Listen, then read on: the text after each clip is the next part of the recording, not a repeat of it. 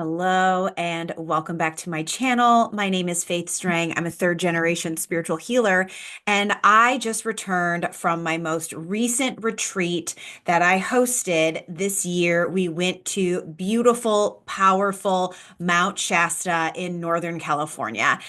I am still integrating this experience. It was so incredibly transformative. And after I do each retreat, I think it can't possibly get better than this. And each retreat just proves to be so special, so healing, so magical. And I just want to host retreats for my rest of my life. Like, that's all I really want to do because the work I do in my sessions and in my groups and in my classes is incredibly profound, but bringing high frequency seekers, star seeds, light workers together in a high frequency place, there's just nothing like it. The healing that happens is so immense, so magnificent, and so much of what happens is not even happening consciously for any of us. Even when I started hosting retreats, I didn't know what I was doing, but I knew I was being guided. And then after the first retreat, I knew that this was a sacred calling and I had the ability to do this, and it brought me joy. I felt like I was in my element, I was in flow in those spaces, and it still makes my heart overflow with gratitude that I get to do this.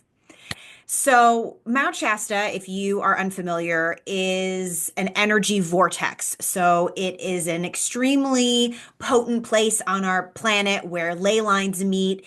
It has been considered sacred and incredibly important to various indigenous tribes throughout our history. And famously, it is said to be the home of a Lemurian civilization called Telos.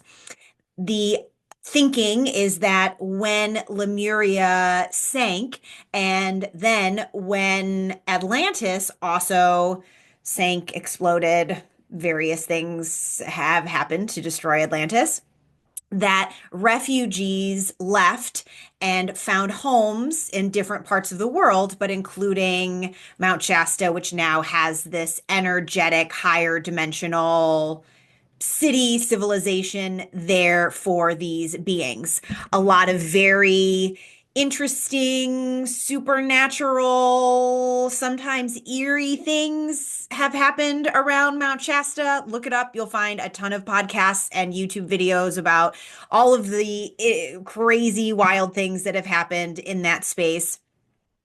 And while I was in Sedona last year, last July, hosting another retreat, I just felt really called to Mount Shasta, and I knew that the next retreat was going to be there.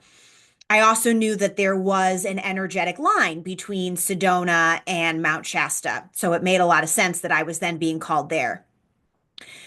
The woman that I hired to help me plan this retreat, who lives in Mount Shasta, said, Sedona is really an energy vortex where people go and things get broken up, things get broken down. And Mount Shasta is all about refinement.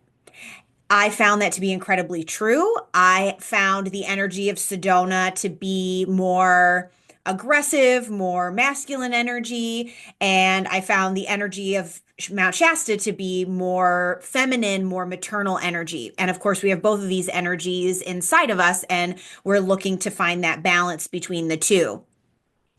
As soon as I got to Mount Shasta, I immediately started thinking about Sedona again and going back to Sedona and doing a retreat there. So I know that that's going to happen. I really feel like Shasta and Sedona are both going to be important retreat places for myself personally and professionally to bring groups to. As I was talking to someone else about how I got to Shasta, and I was just thinking about Sedona, they told me, yes, there are ley lines that connect the two, and they also meet in a triangle in Los Angeles, which is where I live. And so that was incredibly affirming too. I know we are all in the places we are meant to be, but that just meant so much to me. And while I know I'm always accessing and channeling the energy of the places that I've been, that just brings it home on an even more beautiful level that I am sitting right between the two these places that have produced such immense changes within me. So that was really special as well. This was the smallest retreat that I've hosted. We had 7 attendees, and then myself and my assistant and very old friend, Sean Megan McNally, who's a yogini, Reiki master. We've done a lot of things together. We have been friends for a very long time in Los Angeles. And she was there as well to offer breath work, gentle yoga, and sound healing. We had a super fun drive up to Mount Shasta. It's about an 8.5 hour drive from Los Angeles. We had a lot of things that we were bringing, so it just made sense for us to drive. But Sean is like one of the funniest people that I know. So we had a great, great time together. And we got there in the evening before the retreat started, got to walk around the town a little bit. And it really is like Sedona without the money. It's like if you pare away all of the money in Sedona, it's kind of what's left there. Just a lot of really what I found to be kind, grounded, heartfelt people who care about the land, who care about stewardship, who care about humanity and being the brightest lights that they can be on this planet. We arrived the next day to our retreat center, which was called Anna House, this beautiful, beautiful, beautiful house that had a direct view of the mountain the entire time, like front and center from where we were staying. It was so amazing. And this was the first time doing a retreat that I've also stayed in the same home as our attendees. And it was amazing. It was just amazing. We had the most incredible group. By the end of the first day, the first night, you would have thought everyone was friends for years. I have not laughed so hard in such a long time in a group of people. We just laughed and laughed and laughed and laughed and laughed, which is really the most amazing medicine that you can have. That was such a gift, just such a gift. We had an amazing chef named Elena who had a beautiful crystal child assistant named Lily who brought her beautiful jewelry. I bought this amazing little mushroom ring from her, and it was really great having them there with us. They were also locals, right? So they could give us some information about things. And the food was incredible. The food to me, as I host retreats, is maybe the most important part of a retreat, and generally, or it has been for me, sometimes the trickiest thing to access to make sure everybody's needs are met, to make sure there's enough food. Sometimes when we gather, people can feel hesitant to ask for what they need, to ask for seconds. And so I always want to make sure there's plenty of food. And Elena was so incredible. The food was fantastic. It was mostly vegan, but we did have some fish, we did have some chicken, and it was so incredibly nourishing. It was so creative, it was so beautiful. It was just so amazing, and to have her presence there and Lily's presence there, they become a big part of the retreat too, and they were incredible.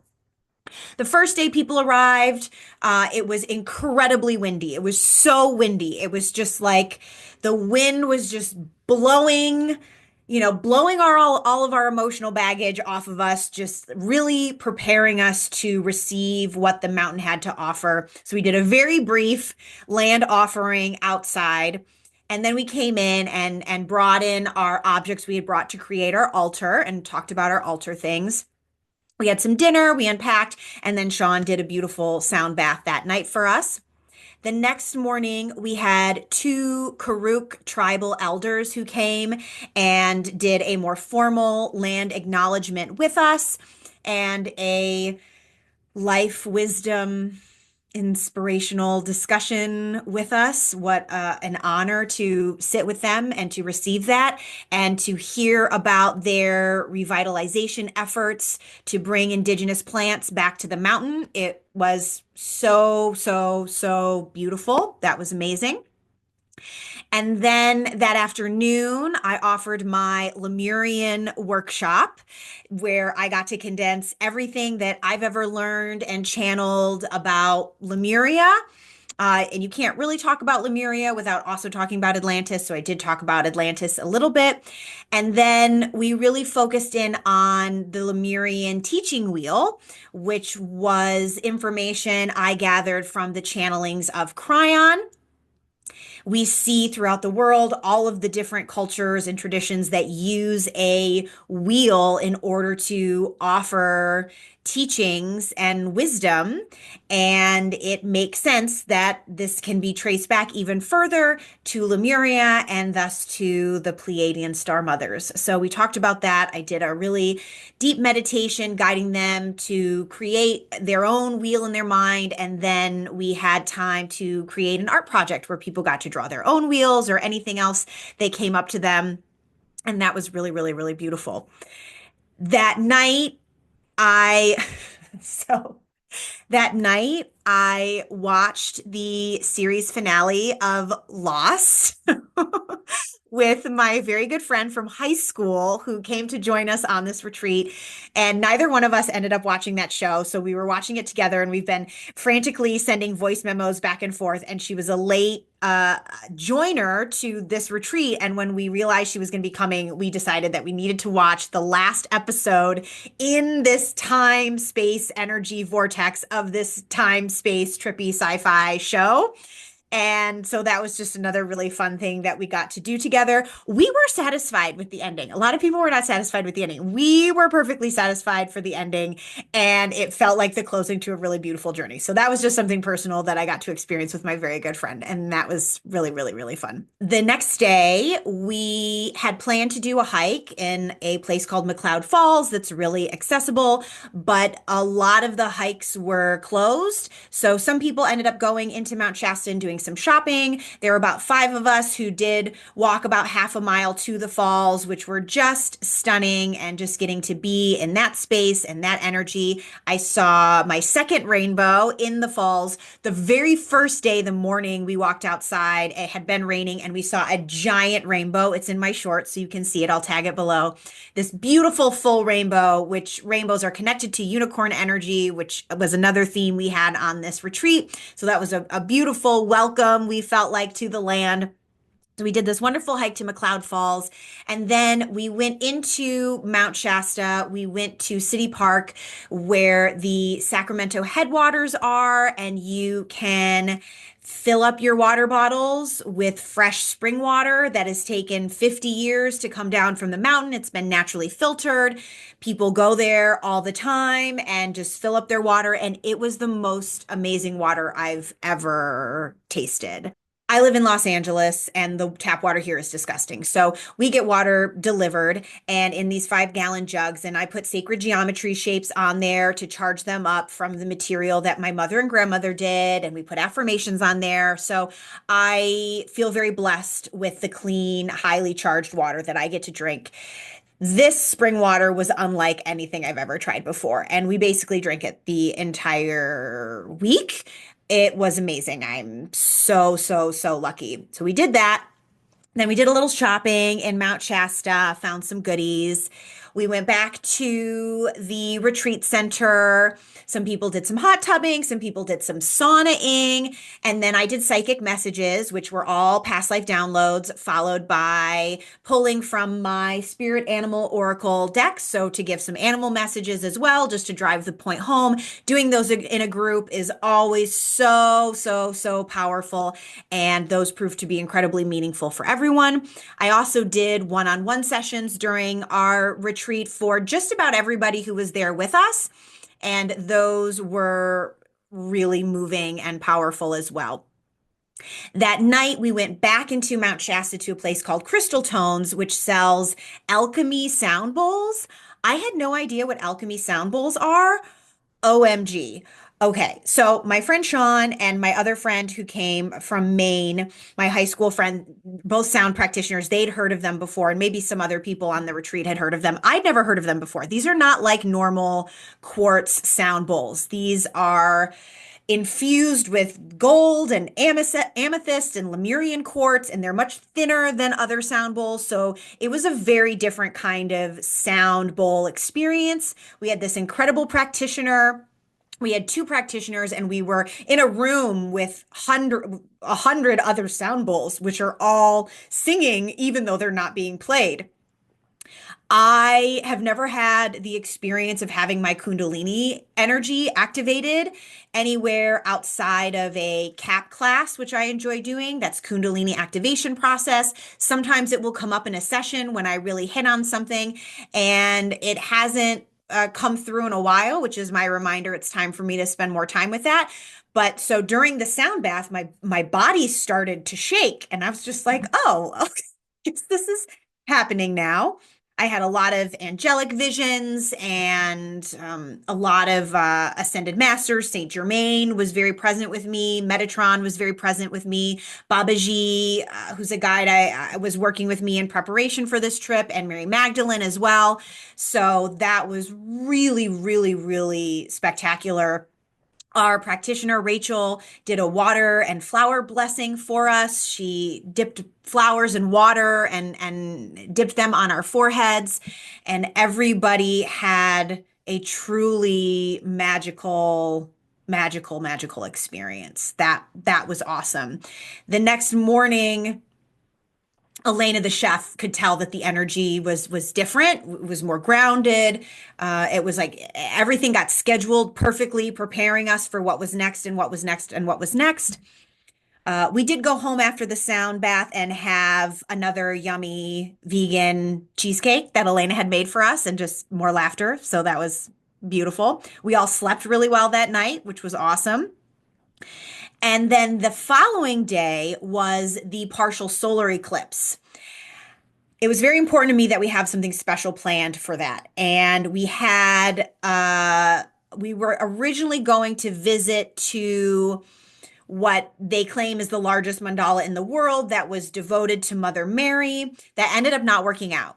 And because of my contact who helped me plan this retreat, Lauren from Orion Retreats, who was incredible, we got access to this local only spot that I left as a surprise for all of our attendees, and I didn't even tell them until that day. And so during the peak of the solar eclipse on that Saturday, I guess maybe that was Saturday. I don't recall. Anyway, we were at a pyramid in Mount Shasta. It's called the Mount Shasta Pyramid. That is a smaller but exact replication of the largest pyramid in Giza, and it's dedicated to the goddess Isis. It was one of the most spiritual experiences of my life, to be up in this pyramid with this incredible group of women in the dark, meditating during the height of the solar eclipse. Every single one of us is feeling the presence of Isis. Every single one of us is tuning in to the lives we're creating, to channeling our medicine, to surrendering our fears, to embracing our divine birthrights, our divine gifts in all ways. And there will never be words to express how special that was.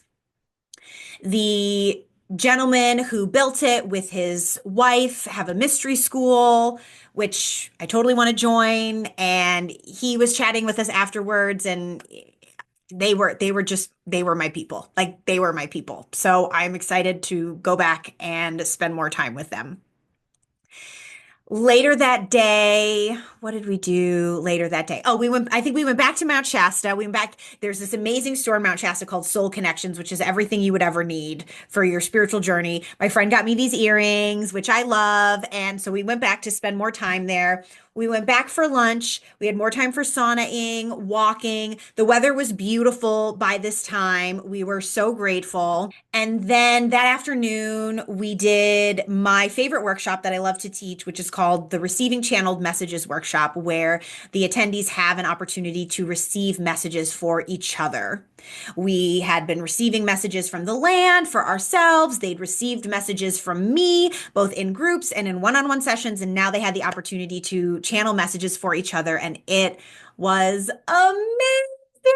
Everything that came through was just so meaningful, so spot on, really getting to see people express their own gifts, and everybody had a great time. Then we had dinner, and then we moved into our new moon, because that was the night of the new moon, our new moon unicorn ceremony, which was so special. Someone had gotten like cone party hats that we were all wearing on our foreheads while we ate our delicious dinner. And again, just laughing and laughing and laughing and laughing and laughing. Part of the gift box that I had offered people had some biodegradable glitter in it. So everybody has glitter all over, and we're just so shiny, and you just know there's so much unicorn energy there. And it was just delightful. Then in our ceremony, I talked about the astrology of the day, of the eclipse portal, of that new moon in Aries and everything that it meant. We pulled tarot cards and just intuitively interpreted them from the Rider-Waite tarot deck. And also, we all pulled cards. What other deck did we pull from? Oh, the unicorn deck from Diana Cooper's unicorn deck. Everybody pulled a card there. We wrote intentions on bay leaves and released them to the wind. We did a little journaling. We built a fire and just chatted and hung out. And oh, it was amazing. It was just amazing. And then the next morning, we did a brief meditation to meet our unicorn guides, another little sound bath, and then a little closing ceremony to say what we were taking home with us, one of our favorite moments from the retreat. And everybody asked me to do it again because it was just so amazing. Everybody wants to keep in touch. It's so important to me that I am creating and nurturing this network of healers around the world, and it's happening. I'm watching it happen in real time, and there are specific spots on the earth that are calling to me as a grid worker, and I know that my role on this planet is to bring groups of people together in sacred spaces to honor that land, to learn about the land, to connect with the stewards of that land, and to go home feeling refreshed and confident and taking everything that's been cultivated within us back home into our daily lives. So, oh my gosh, it was amazing. You can read more below. I'll put the link below. You can see more pictures. I'll put the link below. And my next retreat, unless something comes up, which I'm always open to, is going to be the Thin Places Sacred Sites tour in Ireland next spring. I have partnered up with an Irish tour company, and we are putting together something really, really, really amazing. So if you are called to Celtic history, if you're called to Ireland, if you're called to fairies, if you're called to magic or Avalon, this is going to be the retreat for you. The wait list is already growing, so send me an email and get on the wait list. I expect to be announcing dates in the next couple of weeks. The partners I have in this just returned from Ireland. They had a whirlwind trip where they gathered all this information, so we're going to be putting together an itinerary pretty quickly here. So let me know below if you've been to Mount Shasta, where you want to go on a retreat. I'm always taking suggestions for where I should look to plan a trip next.